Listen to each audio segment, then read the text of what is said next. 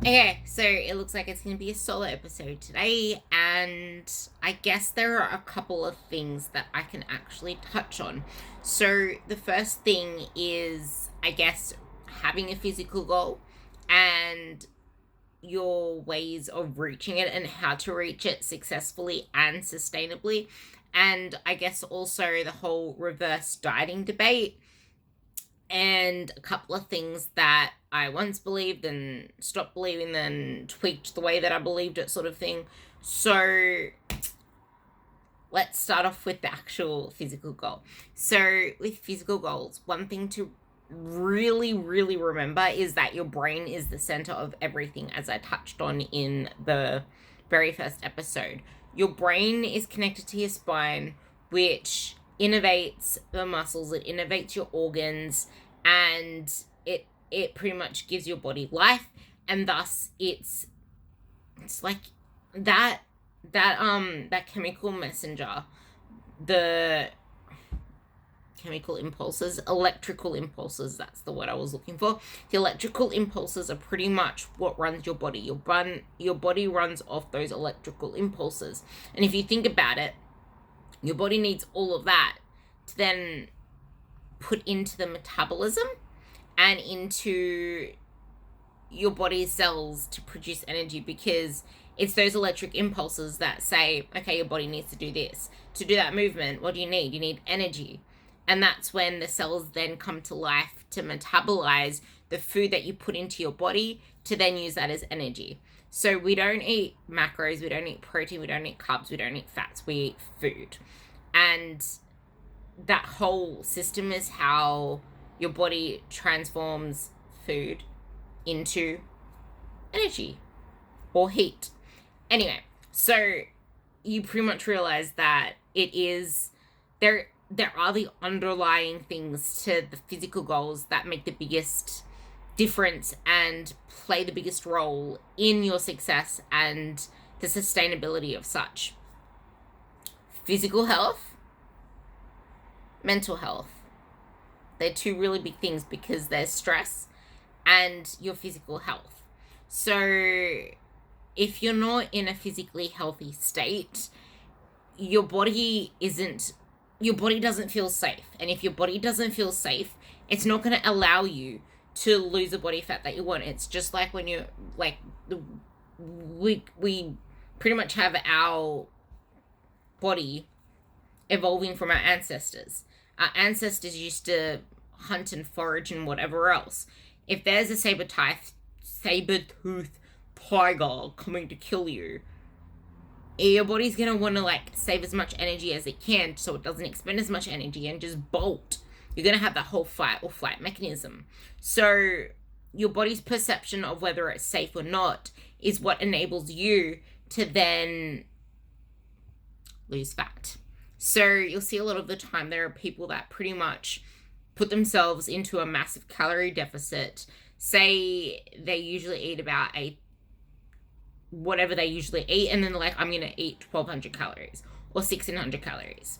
Let's start with 1,600 calories. At the start, you're not going to see much happen. You're not going to see that much at all happen in the first week.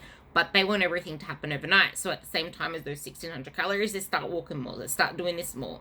They start overwhelming themselves. And it can go two ways. It can go overwhelming themselves so much that they slack back completely. But now they're too afraid to lift up their food. And that big burst of activity for so long and then pulling it back, gain weight. Because your body adapted to that with all that activity. Now you can't be bothered doing all that anymore. Pull that back, gain weight. The other being, okay, so you bring it down to 1,600. You start doing your activity. You let that play a while. You stall, cut your calories down again, 1,400, let's say. You may or may not put in more activity, whatever. But then you bring your calories down even more until you're ravenous, you're craving things, you're not able to have a social life, you're starving, and then you start to binge. So two different things. You either could be 100% sticking to 1,200 calories, or you could be trying to get the 1,200 calories but then binging on weekends or stuffing it up on weekends and getting rid of the complete calorie deficit, because You're not maintaining on that 2,000 anymore. You're maintaining on that 1,400. So if you blow out that 1,200 to the 1,400 by blowing out on the weekend, you're not in a deficit anymore. You're going to gain weight. But if you're sticking to it, your body is adapting to that. Your body is saying, this is where we are to survive. It starts to shut down different systems if it doesn't have enough energy to get there. This is called low energy availability, where you do not have sufficient energy to maintain your body's systems optimally. This includes your reproductive system, your immune system, like brain functioning, respiratory, like your body has a lot of shit going on. And if you're not giving your body enough energy to fuel those things, you're putting yourself into a low energy availability state. And your body's like, the longer that you stay in that state for, the longer it is going to take to pull yourself out.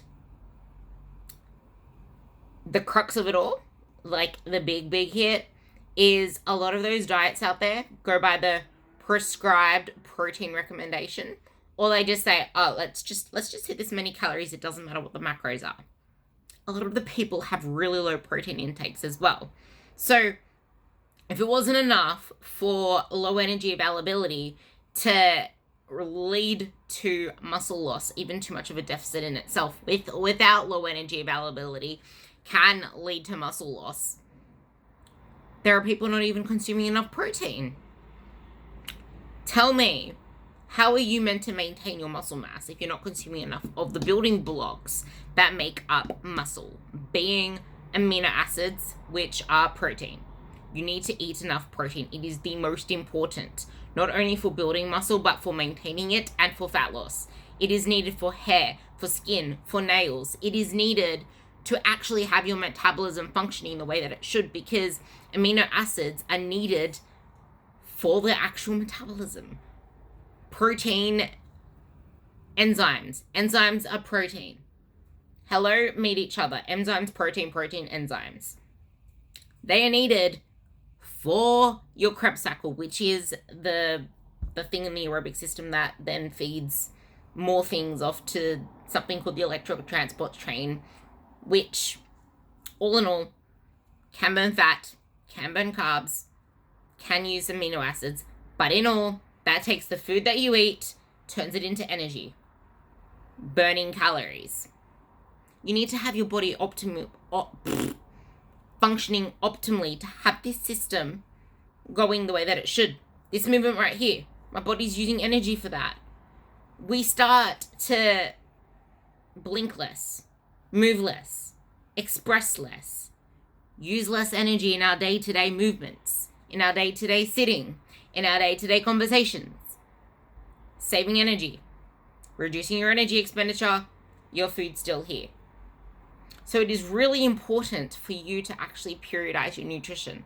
And something that I used to believe ages ago was this thing called reverse dieting, as in slowly bringing your calories up to maintenance and then taking them a little bit higher.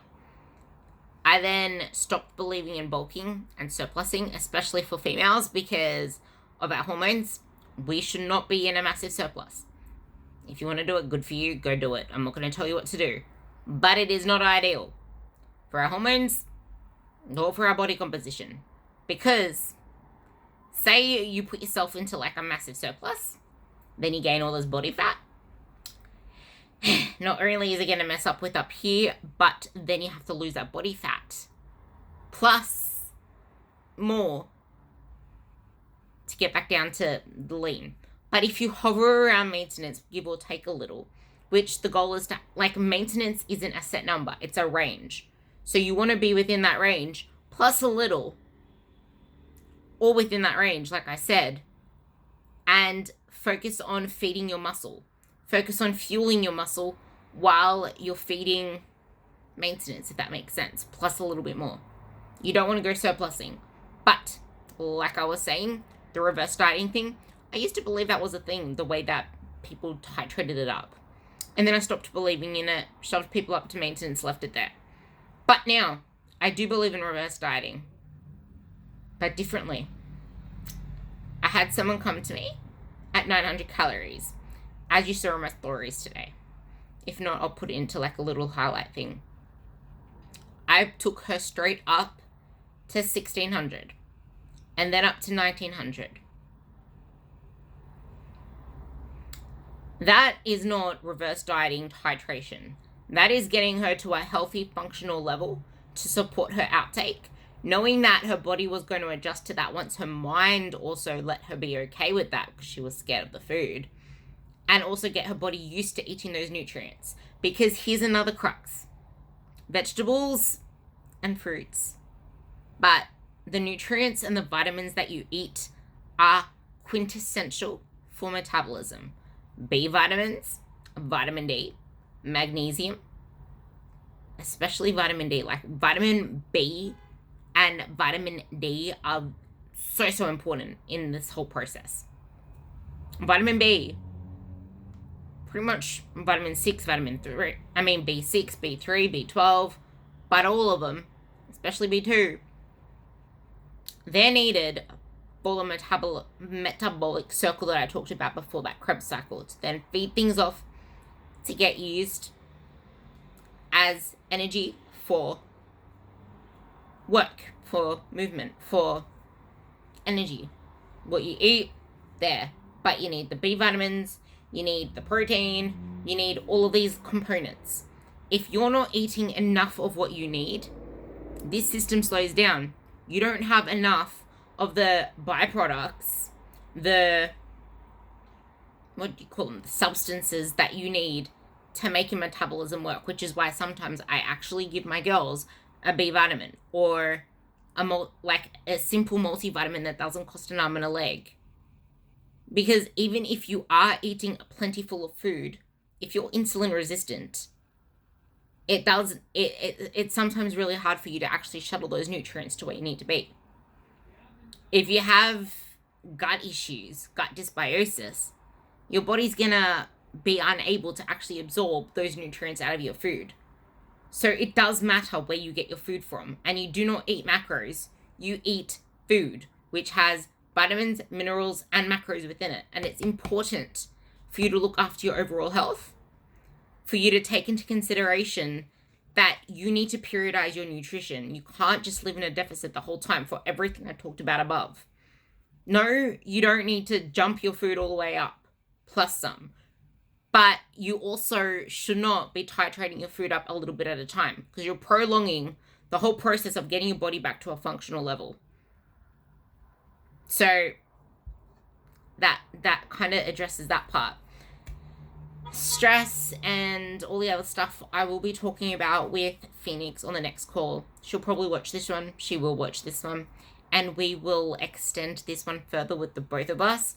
I'm sure that she's experienced her own thoughts and experiences through both reverse dieting, through recovery dieting, where you jump the way up, and has had different tactics with her clients. But I hope that this episode gave you some food for thought.